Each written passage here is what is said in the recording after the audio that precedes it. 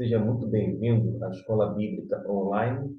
Nós adotamos a revista Compromisso da Convicção Editora. Estamos na lição de número 5 e gostaria que você me acompanhasse no estudo da Palavra de Deus. O tema de hoje é: o pecado destrói nações e indivíduos. O texto áureo encontra-se no capítulo 50, versículo de número 4. Eu vou fazer a leitura e vou deixá-lo em destaque para que você possa não apenas identificá-lo, mas também acompanhar. Diz assim: o Senhor Deus disse: quando esse tempo chegar, o povo de Israel e o povo de Judá voltarão chorando e procurarão a mim, o seu Deus. Observe que o povo de Israel, da aliança, tinha dado as costas para Deus, feito coisas horríveis, ofensivas ao Eterno. Como consequência, Deus usou um instrumento pagão, ou seja, uma nação pagã, para servir como esse instrumento de juízo sobre o povo. O povo seria exilado, teria ido para a Babilônia e lá permaneceria nada mais, nada menos do que 70 anos, e somente depois disto que retornaria para sua terra. Logicamente, as pessoas que foram exiladas, aquela primeira geração, morreria em terra ou domínio da Babilônia e não retornaria. Mas a esperança deles deveria ser a seguinte: ao menos os seus filhos, netos, retornariam para a sua terra. A gente observa desde o início que o pecado, não apenas na vida de um povo, mas também de forma individual, tem consequência. Às vezes é uma consequência maior, quando não mais volumosa, em termos de intensidade. Todavia, com Deus não se brinca. Todo e qualquer pecado, quer queiramos ou não, estejamos conscientes ou não, vai ter uma consequência. Por isso, serve um alerta. A gente deveria fazer que nem nos sugeriu certa vez o saudoso pastor Russell Shedd: pecar menos. Como assim pecar menos? Ora, às vezes a gente dá vontade de falar algumas coisas, mas é melhor se calar. Às vezes a gente quer agir desta ou de outra maneira, independente do resultado, mas é preferível que a gente realmente venha ficar, vou dizer assim, de uma forma mais precavida e não venha tomar atitudes que a gente lá na frente venha se arrepender. Às vezes a gente vê algumas coisas, cruzamos os braços e, quem sabe, acha que isto vai resolver alguma coisa, quando, na verdade, a omissão da nossa parte já sinaliza uma atitude de pecado, porque a gente peca tanto por comissão quanto por omissão. No pecado aqui do povo, eles lá na frente chorariam, eles voltariam, inclusive procurando o seu Deus, mas porque outrora deu as costas, literalmente, para o Eterno. Eu gostaria de fazer o seguinte, uma leitura, para que a gente venha compreender, quando a gente lê esse versículo de número 4, fica um tanto deslocado, porque a gente precisa, no mínimo, ler texto e contexto. Para um melhor entendimento da palavra de Deus, permita-me uma breve leitura no tocante ao versículo 1 em diante, de uma forma específica até o versículo de número 7. A palavra que falou o Senhor acerca da Babilônia, acerca da terra dos caldeus, por intermédio do profeta Jeremias, conforme o versículo 1. E neste verso, eu vou deixar aqui, para que você possa acompanhar, fala por si. Isso mesmo, a Bíblia fala por si. É Deus quem dá a mensagem, e será que ele não conhece os tempos e as estações, os dias em que vai chamar uma nação às contas? Ele usa um povo pagão para ser instrumento de juízo sobre o seu povo, mas depois esse povo pagão vai prestar conta pelos seus próprios pecados, não pelos pecados cometidos por outra nação, como no caso de Israel, mas dará conta de si. E a gente observa que, no tocante a Deus, a gente pode dizer o seguinte: o nosso Deus é Deus no céu, na terra e debaixo da terra. Tudo sabe e entende. Não há mistérios para ele. E é por isso que, mesmo que Deus não tenha o dever de dizer a ninguém o que pensa e o que vai fazer, tratando-se de uma nação que dominava o mundo de então, pareceu-lhe bem fazer o anúncio da catástrofe. A derrota começaria de Babilônia. É isso que o texto está dizendo. O Deus Supremo Marduk, que significava Senhor, não evitaria o perigo que vinha do norte. A Pérsia ficava ao norte da Babilônia, é o que a gente tem a informação quando dá uma olhada na geografia, e em relação a isto, era ela, ou seja, era de lá que viria o perigo. Naturalmente, no tempo de Jeremias, ninguém podia sequer suspeitar que a Média, que era uma outra nação, se uniria à Pérsia, e as duas derrubariam a invencível muralha da Babilônia. Só Deus podia saber de uma coisa destas. Israel, que lá estava pagando pelos seus pecados, porque Israel já estava no cativeiro e estava pagando pelos seus pecados, tomando consciência de que estava que qualquer coisa estranha estava acontecendo, e isso serviria o que de alívio. E o profeta Daniel, ele nos dá uma informação clara e perfeita do acontecimento, daquilo que aconteceria. No capítulo 5, versículo 30 e 31, ele vai dizer,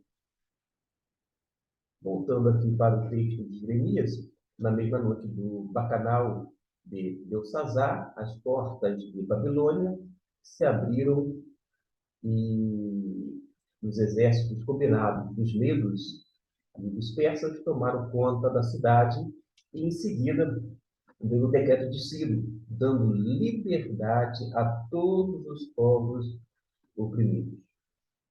No versículo 4,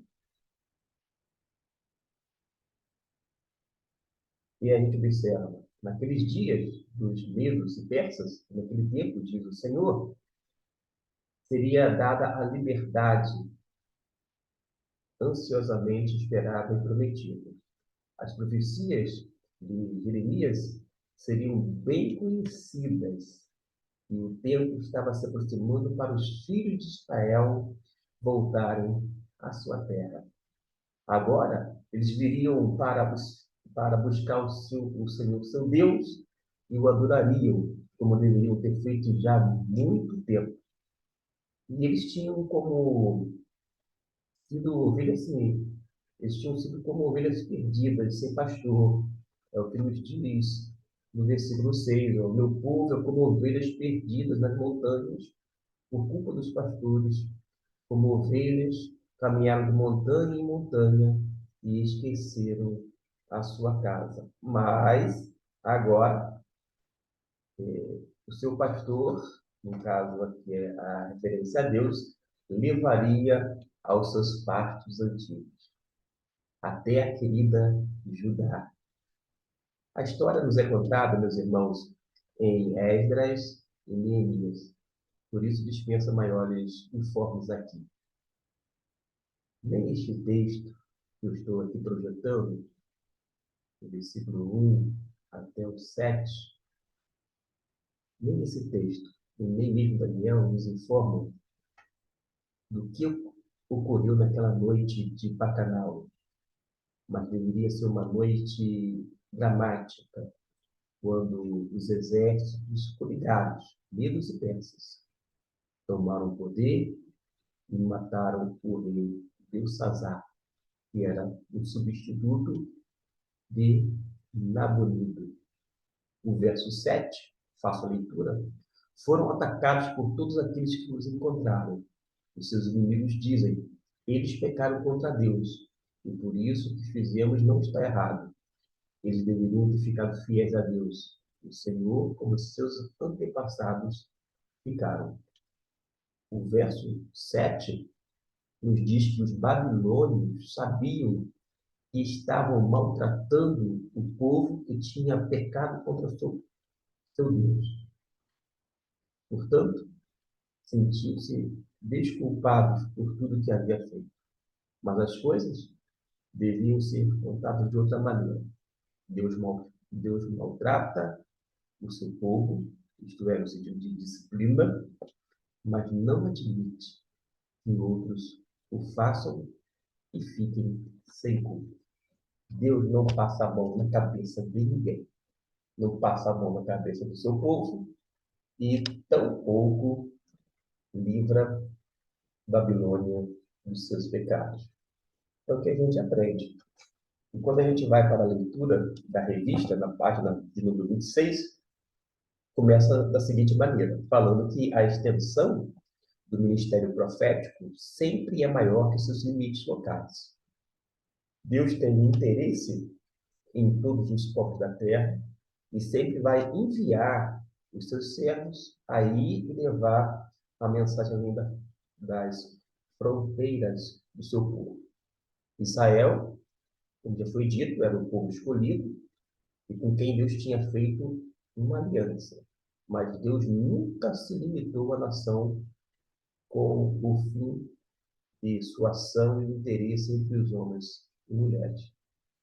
Na verdade, se a gente analisar bem, biblicamente falando, Israel, como nação santa, é um meio para se chegar a um objetivo. O objetivo a gente vê claramente lá, revelado no livro de Apocalipse. Não é simplesmente ter uma nação representativa, mas é ter todas as nações, pessoas de todos os povos, todas as gentes, né, de vários lugares do mundo inteiro, louvando, servindo o Senhor, ou seja, reconhecendo o seu senhorio. O autor prossegue aqui na lição, dizendo que Deus tem controle, sim, do mundo e da história em suas mãos. E ao enviar os seus profetas para levar a sua mensagem aos povos diversos, ele estava, assim, demonstrando toda a extensão de suas ações, poder e interesses. O profeta Jeremias, em seu contexto, não foi diferente. Deus o encarregou de pregar a mensagem, tanto aos povos vizinhos, e anunciar a sua palavra. Isso mesmo, as nações tiveram anúncio da palavra de Deus, porque aqueles povos estavam ali de forma periférica, uma alusão ao povo de Deus. Começa lá no capítulo 42, falando sobre, tem aí a informação aqui na revista, que a abordagem começa do 41 e vai até o 52. São bastantes capítulos, e cá entre nós a gente não tem condições de esgotar. Mas a gente vai trabalhar alguns versículos e vamos começar a falar sobre o Egito. E a proposta aqui do autor é Isaías, Jeremias, digo, 42, 42, versículo 2 e 3. Ore ao Senhor, seu Deus, para que mostre o caminho que devemos seguir e o que devemos fazer. Temos os dois antes, vieram falar comigo, disseram o seguinte: por favor, Jeremias, atenda o nosso pedido, ore ao Senhor, Deus por nós, por estes que foram deixados nesta terra. Antes nós éramos muitos, mas agora somos poucos, como você está vendo. Vamos nos situar aqui um pouquinho, tá bom? Deixa eu ver como é que a gente pode trabalhar da melhor maneira possível aqui. Enquanto as tropas da Babilônia marchavam contra Jerusalém, criou-se uma expectativa muito grande mesmo, em Israel, de que o Egito viria a ser o socorro da nação e os protegeria. Essa era uma expectativa do povo de Israel. Mas diante do impasse, e misturado aí com bastante medo, as lideranças israelitas foram consultar ninguém mais, ninguém menos do que o profeta Jeremias, pedindo para que ele orasse a Deus, buscasse a vontade de Deus revelada ao seu profeta, ao seu homem, aquele homem que era a boca de Deus naquele momento. E o que Jeremias fez? Ouviu atentamente a liderança israelita e ele orou ao Senhor. Eu quero mostrar aqui e parar um pouquinho e observar o seguinte: o profeta Jeremias, ele não incentivou o povo de Israel, por conta dos seus pecados, etc. e tal, a pegar em armas, a fazer um levante. Ele não sinalizou em hipótese alguma. Mas qual foi a arma, entre aspas, que Jeremias utilizou? Justamente o recurso da oração. Ele tinha comunhão com Deus. A sua vida era submetida ao querer de Deus. E isso a gente precisa aprender com o profeta. Não evocando este texto para dizer assim, nós somos profetas dos dias atuais, nada disso. A gente precisa usar armas espirituais, os recursos que estão à nossa disposição. Falo isso com muita tranquilidade e lembrando aos ouvintes, e aqui é um cantinho de reflexão teológica. Não é à toa que o site, a plataforma tem esse nome, cantinho teológico. E aqui é como se fosse a sala de estar na minha casa. Eu falo com muita tranquilidade, naturalidade também, e digo que recentemente, no passado recente, portanto, alguns chamados evangélicos caíram na besteira de achar que a situação política, econômica, social do nosso país se resolveria, eu vou dizer assim, através de uma chamada intervenção militar. Outra bobagem. Algumas pessoas foram para a frente dos quartéis, oraram, choraram, e algumas delas, acredito, estavam dispostas realmente a pegar em armas. Para com isso. Aprenda com o Senhor Jesus. Nós somos discípulos de Jesus. Jesus não instigou o povo a fazer uma rebelião contra o Império Romano em sua época. Aliás, Jesus é o príncipe da paz. no meio de um cenário tão caótico, conturbado, Jesus, ele se manteve como esse príncipe da paz. E ele que é o nosso modelo. Ao invés de fazer algumas atitudes extremas, como nós vimos, inclusive na quebradeira de 8 de janeiro, que destruiu vários patrimônios públicos, e cá entre nós, como cidadão, eu fico chocado com um comportamento como este. Poderia ser em qualquer nível, municipal, estadual, ou até mesmo como ocorreu federal. Atentar contra os símbolos, contra os prédios públicos, é uma ação realmente deslocada. Parece pessoas insanas, pessoas que cometem atrocidades, inclusive em nome de Deus. Mas essas pessoas, se tivessem um bom senso, se colocassem a cabeça no lugar, diria o seguinte, que nós não somos chamados para pegarmos em armas e para pedirmos intervenção militar aqui ou lá de qualquer governo, quando nós nos sentimos contrariados. Nada disso. A gente precisa usar os recursos espirituais, porque nós somos seres espirituais.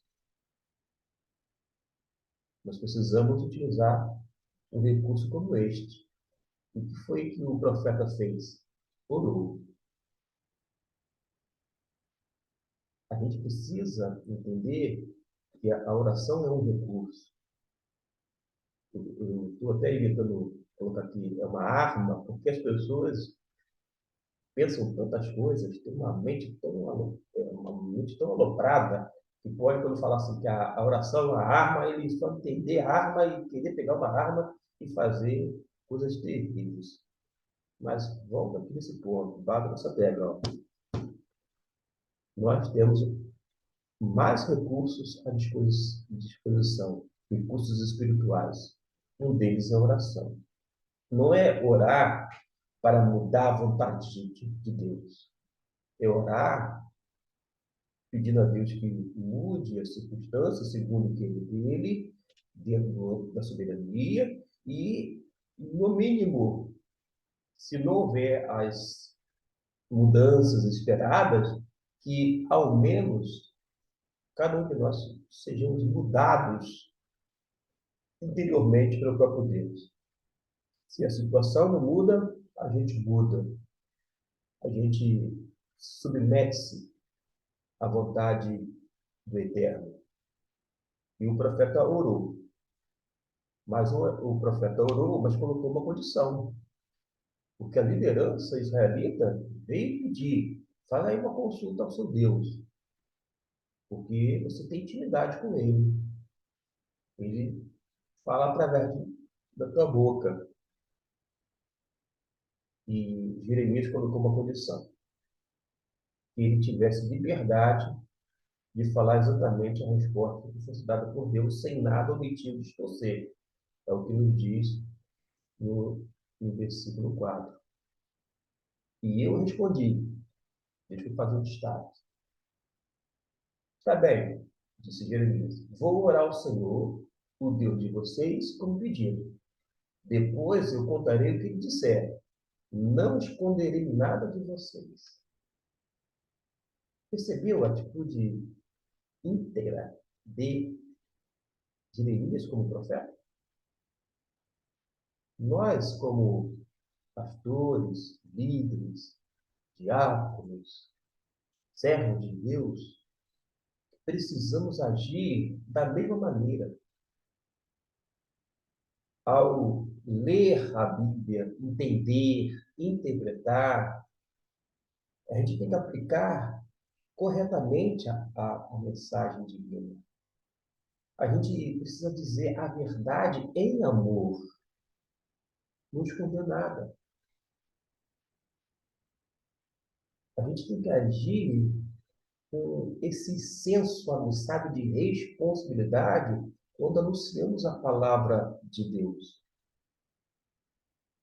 A gente, quando se depara com a Bíblia, não tem a condição de esconder nada dos outros. Mas, se não podemos omitir, distorcer, a gente tem que ter uma atitude correta e uma atitude semelhante do profeta.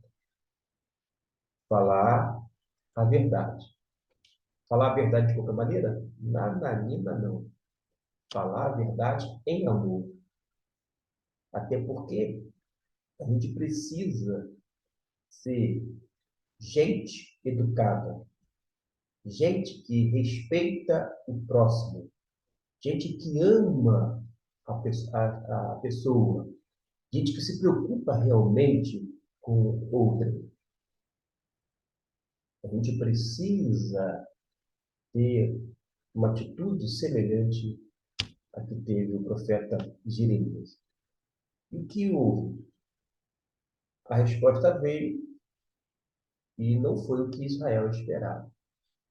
Às vezes, como pregadores que somos, queremos se atirar para a galera, para a multidão, assim como fazem alguns cantores em shows, se atira para a galera. Tem gente que quer fazer isso, quer lacrar, quer agradar a plateia, o público. Mas quando nós estamos na igreja, estamos diante de uma congregação, a gente não pode massagear o ego da pessoa, tornar a mensagem mais agradável, ainda que tenha que distorcer aqui ou colar para as, as pessoas da congregação digerirem melhor. Ah, que palavra boa! Boa no sentido de que foi digerida, mas não foi aquela palavra pura e simples, não. Foi uma palavra, digamos assim, diluída. E muitas vezes o que ocorre nos dias atuais não é só a partir dos púlpitos, não. A partir da própria escola bíblica dominical. A pessoa apresenta um evangelho diminuído, um evangelho que não corresponde na íntegra com o evangelho de Deus. As pessoas têm apresentado um evangelho diluído. Para quê? Para facilitar a vida das pessoas, para torná-lo mais, para tornar o evangelho mais agradável. Gente, a gente tem que ter a mesma seriedade que o profeta Jeremias teve. Não foi a resposta que Israel esperava, mas ele já tinha dito: posso mesmo? Então eu vou ter liberdade para dizer o que Deus disse. E agora eu digo assim: custe o que custar, para aquele que anuncia a palavra de Deus, ele tem que agir com lealdade a Jesus e fidelidade às Escrituras. Essa história de líderes evangélicos quererem agradar a gregos e troianos é uma catástrofe. Ele vai ser responsabilidade diante de Deus um dia, porque cada um vai dar conta dos seus atos, mas o povo sofre. O povo sofre porque acabou sendo conduzido de maneira errada por líderes que deveriam ser fiéis ao Senhor, inclusive na entrega da mensagem, na exposição da mesma. A resposta veio, e não foi o que Israel esperava, e entre a Babilônia e o Egito, o povo deveria confiar exclusivamente em quem? Na Babilônia? Não. No Egito? Não.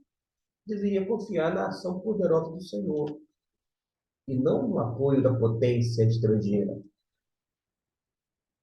Deixa-me voltar ao comentário anterior, feito sobre o passado recente do nosso Brasil. Muitos, mas muitos evangélicos confiavam em quem?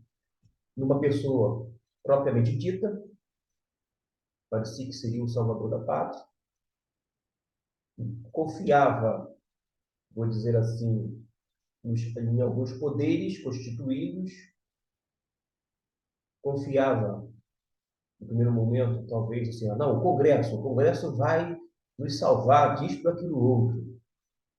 Ora, depois passou a sua confiança nas Forças Armadas, não, as Forças Armadas vai fazer isso, fazer... Gente, para, coisa mirabolante.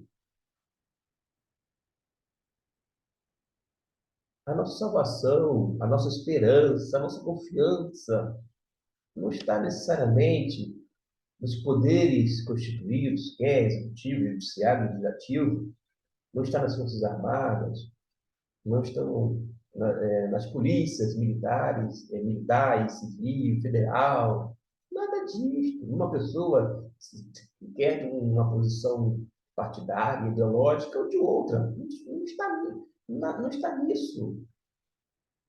Está na poderosa mão do Senhor. O que sempre o povo evangélico deveria ter feito é confiar em Deus. Por quê? Não precisava fazer alarde, não precisava disseminar notícias falsas, não precisava ficar preocupado no sentido de tomar atitudes extremas, como ocorreu em alguns momentos, mas precisava tão somente crer em Deus. Crer que Deus estava no trono, assentado, pelo controle de todas as coisas. Nada foge do controle das mãos, do controle divino. Às vezes as pessoas falam de maneira inconsciente o seguinte: Deus ainda está no controle. Como assim ainda? Ele nunca perdeu o controle. Nunca ficou de forma desgovernada o mundo, como se Deus perdesse a direção e não soubesse. Ia. Nada disto. Deve confiar na poderosa mão do Senhor e não numa potência estrangeira. O mesmo se aplica para o tempo atual. Eu me somei no passado recente e alguém vai dizer assim: porque ele é isso, aquilo é outro. Para de bobagem, gente. Eu estou apenas exemplificando. Isso acontece em todos os tempos e épocas, em todos os governos. A gente precisa confiar em quem? Em Jesus. A campanha de missões nacionais deste ano fala: a solução é Jesus Cristo. Incute isso, coloca aqui na sua cabeça. Se fosse possível, abrir a sua cabeça e colocava isso aqui, ó, dentro da sua cabeça para não sair nunca mais. A solução é Jesus Cristo.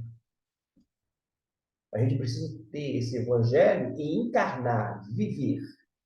A partir do momento que a gente vive o evangelho, as coisas mudam.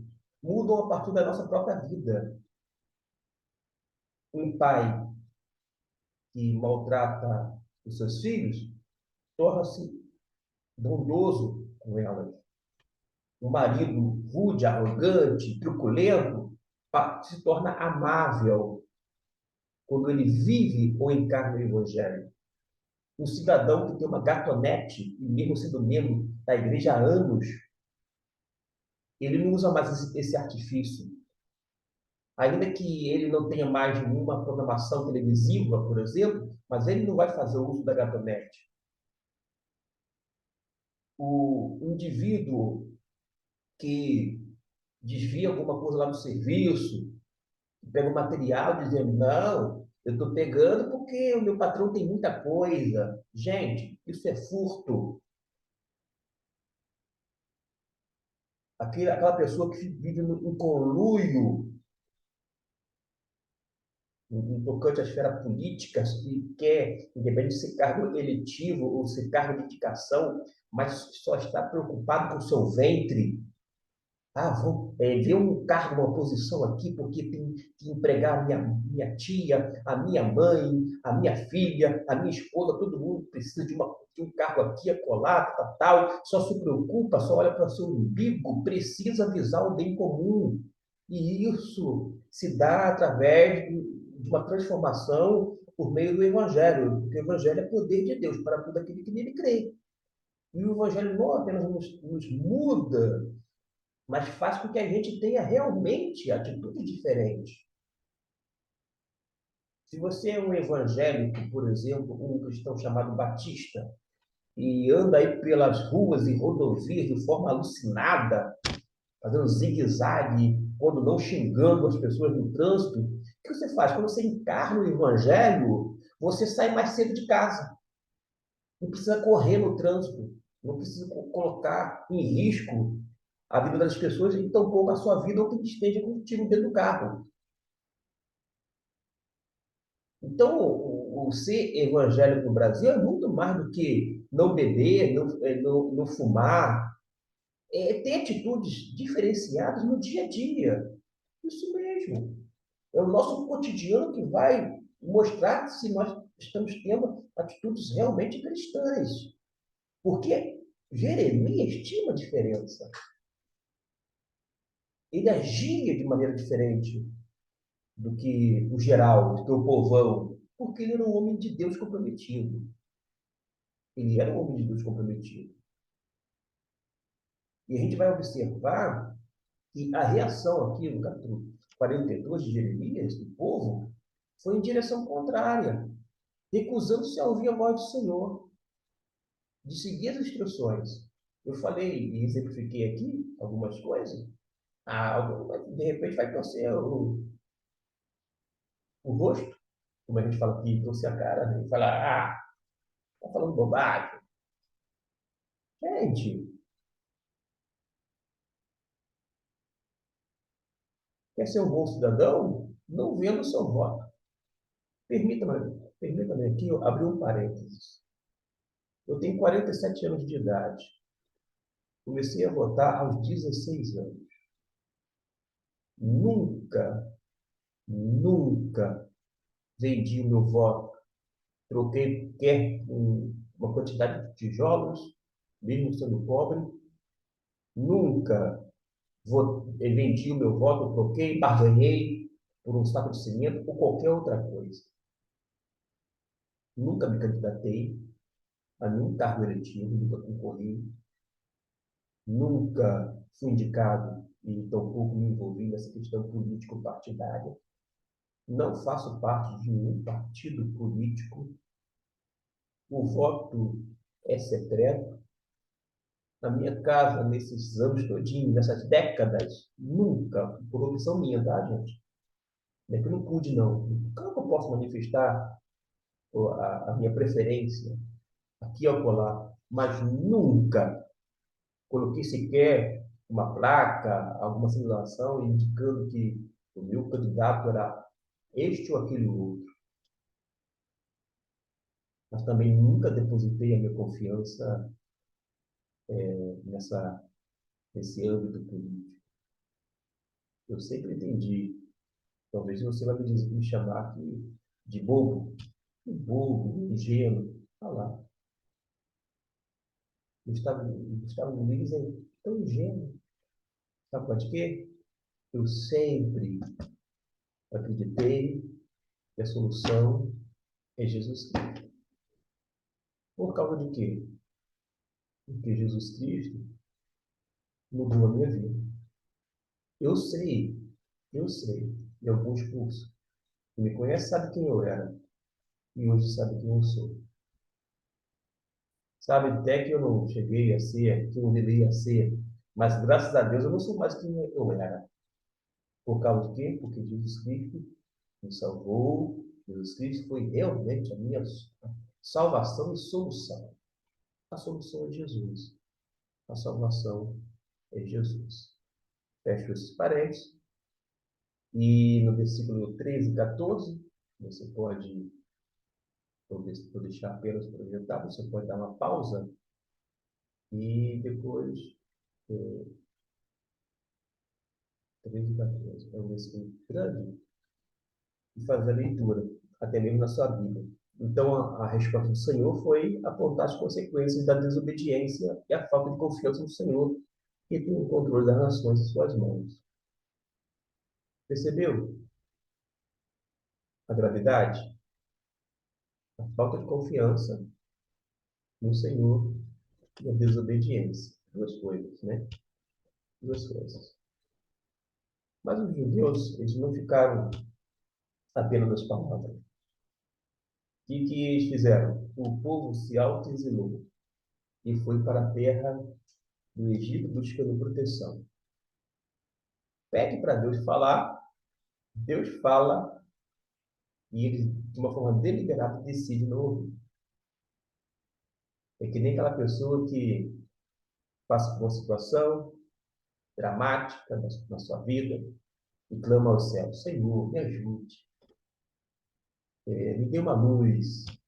E alguém chega com uma mensagem divina, uma forma de resposta para aquela pessoa, e ela simplesmente ignora o teor da mensagem de Deus. Tipo, não foi aquilo que eu esperava, não serve para mim. Porque o importante para ela é que a vontade dela seja feita, e não que a vontade de Deus necessariamente seja revelada e realizada na sua vida. A gente sabe a consequência. Vale a pena ler depois os capítulos 44, 46. Vocês vão observar que, da mesma maneira, os judeus que confiaram na proteção egípcia, igualmente haveriam de cair pela espada e pela fome da tomada do Egito. Quando eu falo para não confiar em partido político, isto e outro, não estou dizendo que a política não é importante, porque afeta a nossa economia e todas as coisas da nossa vida. Mas que a gente não tem que confiar, depositar a nossa confiança e a nossa esperança na política. A gente tem que entender que a solução realmente é Jesus Cristo. A partir do momento que Ele torna-se Senhor da nossa vida e que a gente tem atitudes e comportamentos mudados e moldados pelo poder de Deus. É isso, entendeu? Vamos para as outras nações. Na parte final aqui da página 27, fala outras nações, porque houve anúncio de juízo sobre outras nações. E vai falar acerca dos filisteus, dos moabitas, acerca de Amon, de Edom, de Damasco, de Quedar, de Azor e de Elon. Vai falar uma a uma. Se por um lado o Senhor pronunciava a sentença contra as potências político-militar de então, por outro, também Deus tinha palavras dirigidas às pequenas nações vizinhas de Israel. A cada um, ele se dirige de um modo específico e individual. E esse é o modo de Deus se manifestar. Jeremias, como profeta, continuou sua missão de falar, pois havia terror por todos os lados, conforme o capítulo 49, versículo 9. As nações são citadas e há depois uma sentença, de uma forma específica, sobre a Babilônia, justamente a nação que foi instrumento de juízo contra o povo de Deus. Nós vamos daqui a pouquinho analisar, e eu peço que você abra a sua Bíblia em Jeremias capítulo 51, versículo 7. Mesmo projetando, eu pediria que você fizesse a leitura deste versículo. No versículo 7 do capítulo 51, diz assim: A Babilônia era na minha mão como um copo de ouro que fazia o mundo inteiro ficar bêbado. As nações beberam o vinho que havia nela e ficaram loucas, diz a palavra do Senhor. A gente se depara aqui agora com a sentença da Babilônia. Imagine só,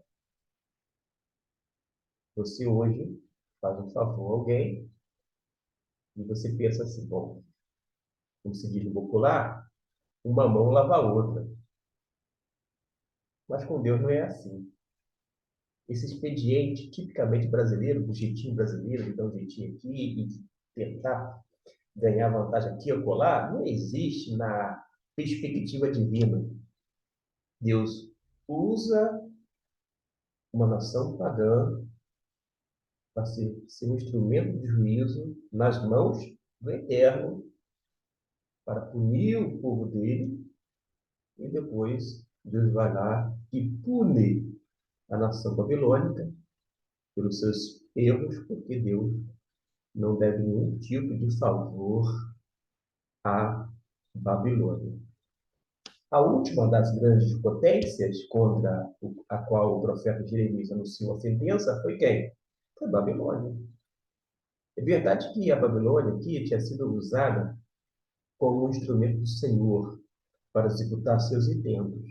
A gente acabou de ler o versículo 7. O profeta se refere a ela como um copo de ouro na mão. Esta é a ideia. É um copo de ouro na mão do Senhor. Mas em todas as suas ações, Deus não se esqueceu ou desconsiderou o seu povo. Porque no versículo 5, o que diz aqui? Ó, versículo 5. Eu, vou destacar, eu, Senhor Todo-Poderoso, não abandonei Israel e Judá, mas o povo da Babilônia tem pecado contra mim, o Santo Deus de Israel. Percebeu? O drama, a dramaticidade. O povo da Babilônia tinha pecado contra quem? Contra Deus, o Santo Deus de Israel. É bom que se diga que, no primeiro momento, no Antigo Testamento, até o capítulo 11 de Gênesis, mostra ou revela um Deus que, antes de se tornar o Deus de Israel, a partir do capítulo 12 em diante, ele é apresentado como Deus do universo. Adonai, a ideia aqui no hebraico, é do Senhor absoluto. Deus é o Deus como o Deus universal, de todo o universo. E depois, de uma forma mais específica, ele vai fazer referência ao seu povo escolhido, a aliança sacerdotal que foi estabelecida como o Deus de Israel. Mas observe que, mesmo sendo o Deus de Israel, o objetivo do Eterno sempre foi alcançar outros povos e nações posteriormente. Isaías e muitos outros textos vão deixar isso muito mais claro, tá? Então, o fim em si mesmo não era Israel, o Israel nacional, era alcançar outros povos. Os Salmos, por exemplo, também deixam isso claro. É só ver atentamente vários textos. E as nações, elas acabariam louvando ao Senhor, reconhecendo o seu senhorio, vou dizer assim, sobretudo. Mas a gente observa aqui nesse versículo 5 justamente isso, que Deus não abandonaria em hipótese alguma, apesar do castigo imposto por tanto Israel quanto Judá. Então, o Senhor voltou para julgar a grande nação da Babilônia, e por causa das mortes que eles causaram em Israel, a nação deveria decair. Também, junto-se ao fato de que, ao usar Nabucodonosor para levar cativo o povo aos milhares, conforme o capítulo 52, do versículo 28 até o 29, não indicava que o Senhor aprovasse o culto idólatra dos babilônios. Deus usa o povo pagão, mas, vou dizer assim, abomina a prática da idolatria deste povo. Às vezes, como instrumento divino, Deus usa, sabe quem? Um não crente. Uma pessoa não crente. Mas não significa que, já que ele usou um não crente como instrumento dele, em suas mãos, que ele aprova completamente o comportamento daquele não crente. É mais ou menos por aí. Como se diz, uma coisa, outra coisa é outra coisa. Então, a gente tem essa informação de que não indicava que Deus estava, vou dizer assim, aprovando o culto idólatra da Babilônia.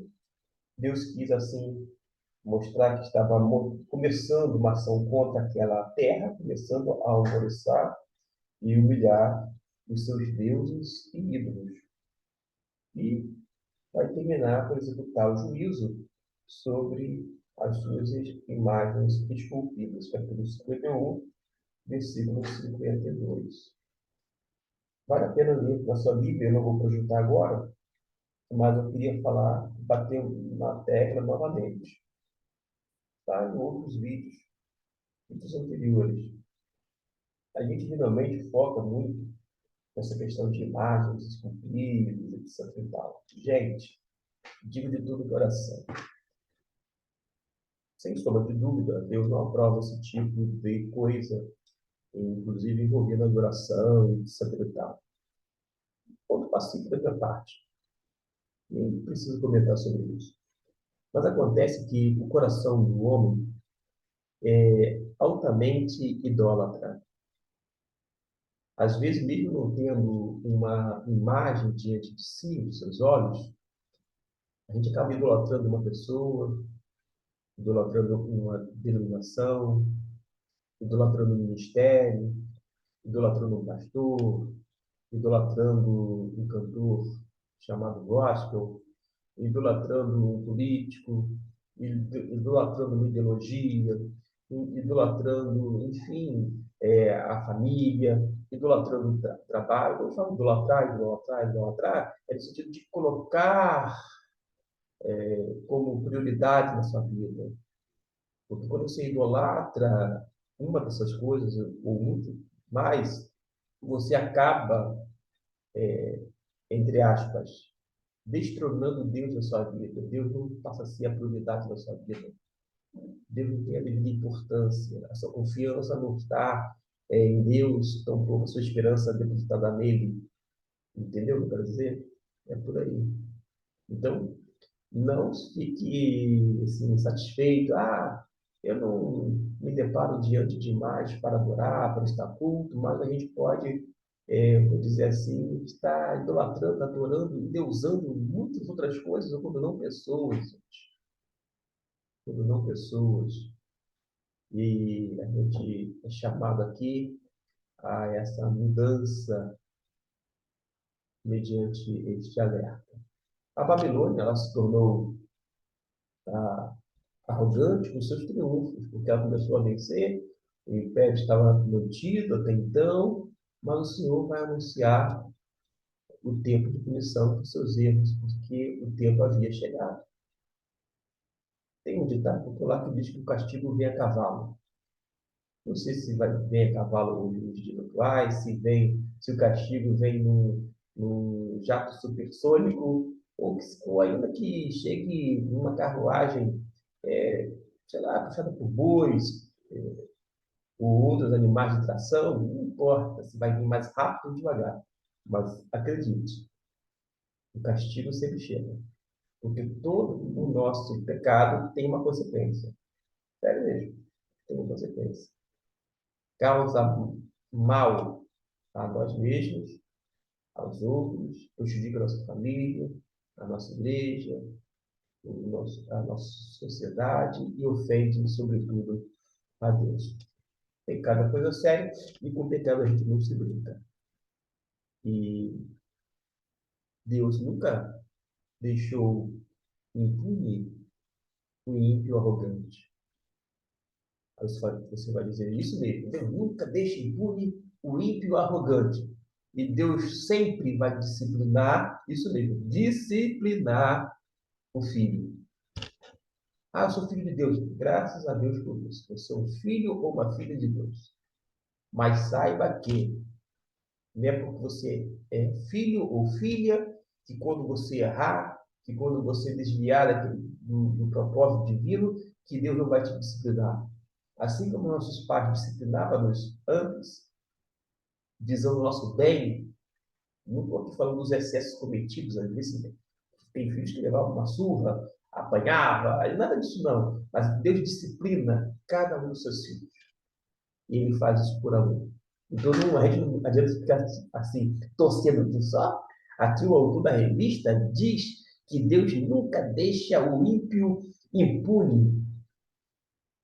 Claro que nunca deixa o ímpio impune. Mas também não passa a mão na minha nem na sua cabeça, mesmo sendo filho de Deus. Deus é Deus. Graças a Deus pela disciplina divina. Graças a Deus. Ainda que houvesse fortificações na Babilônia, claro, uma forma, uma expressão assim, utilizada na época, e descrevia, falando, olha, as fortificações da Babilônia chegavam até os céus, ou seja, eram fortificações grandes, hercúleas, enormes, como se essas fortificações iriam garantir a, a inviolabilidade da cidade.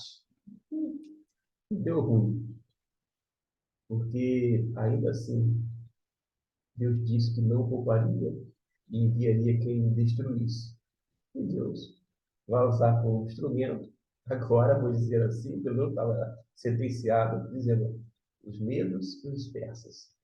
Eles vão se unir e vão disciplinar, vai destruir, colocar por terra o império babilônico.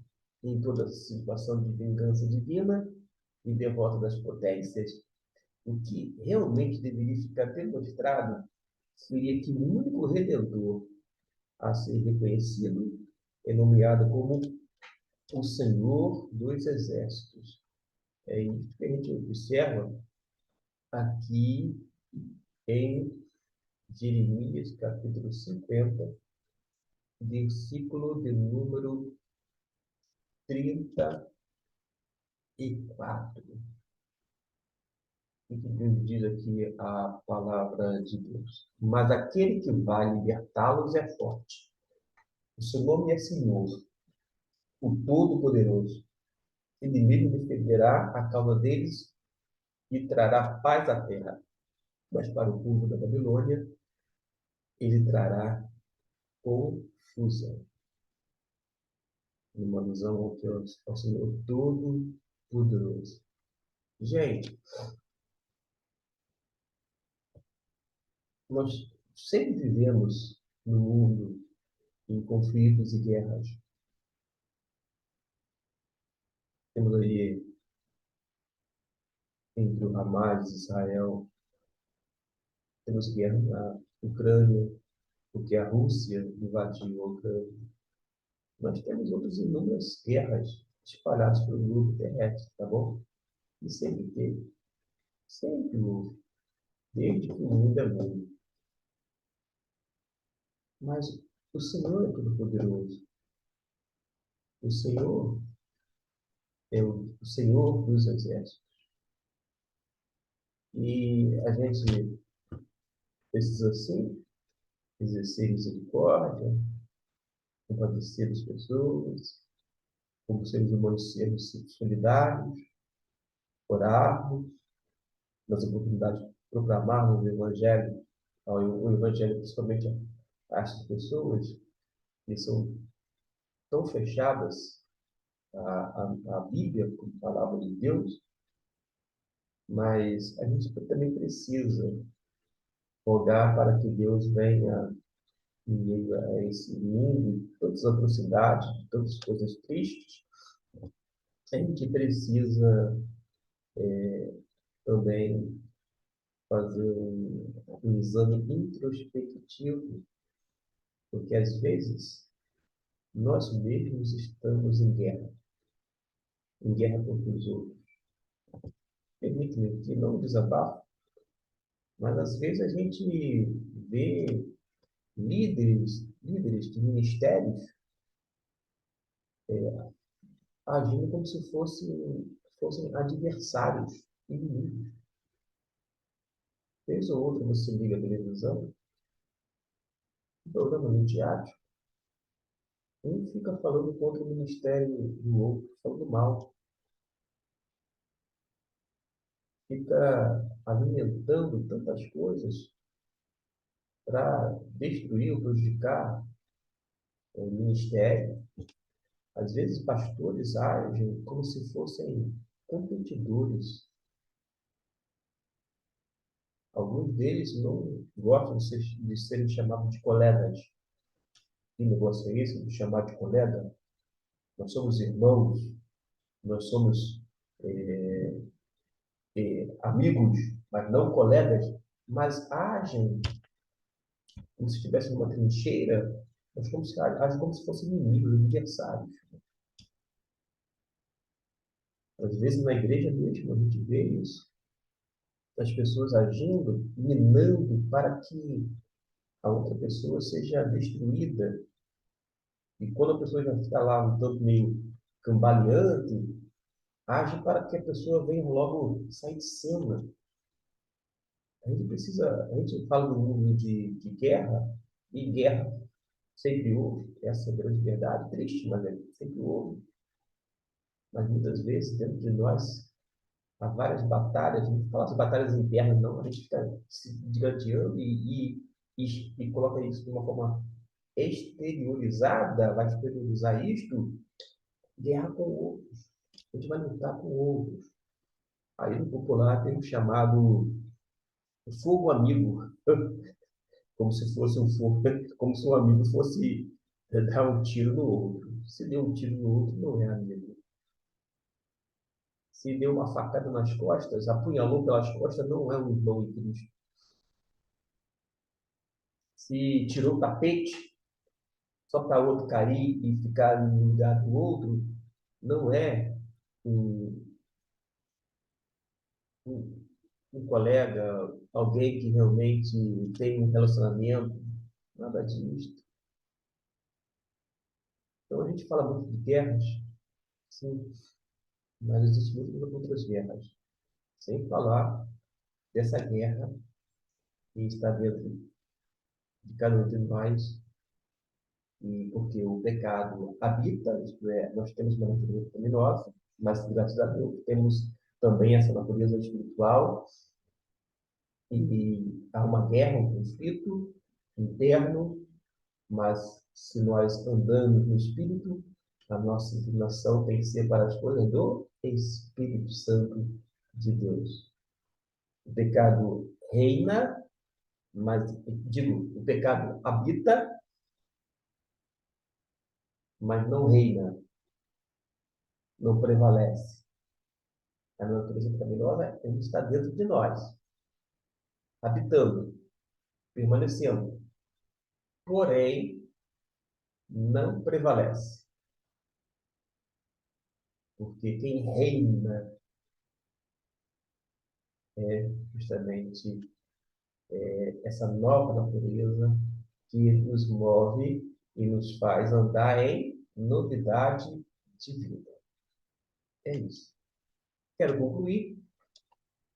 Hoje, dia 23, segunda-feira, estou finalizando por volta das 8h10 da manhã, apenas para registro. Vou colocar daqui a pouquinho na internet esse vídeo para, quem sabe, ser útil para alguém. E diz assim na conclusão, a página de número 29. Se, por um lado, Israel foi levado ao cativeiro como resultado de punição pelos seus próprios erros, que foram que os pecados, a idolatria, isso não invalidava a atenção e o cuidado que o Senhor tinha por aquele povo. Por outro lado, O Senhor não estava isentando as potências e as nações periféricas do seu julgamento. Assim, concluindo seu ministério profético, Jeremias estendeu o alcance de suas palavras às nações vizinhas. Ele sabia que o Deus de Israel também era o Senhor de toda a terra. Lembra agora daquela expressão? O Senhor universal, o Deus de todo o universo? É isto. A história da humanidade está sob o seu controle.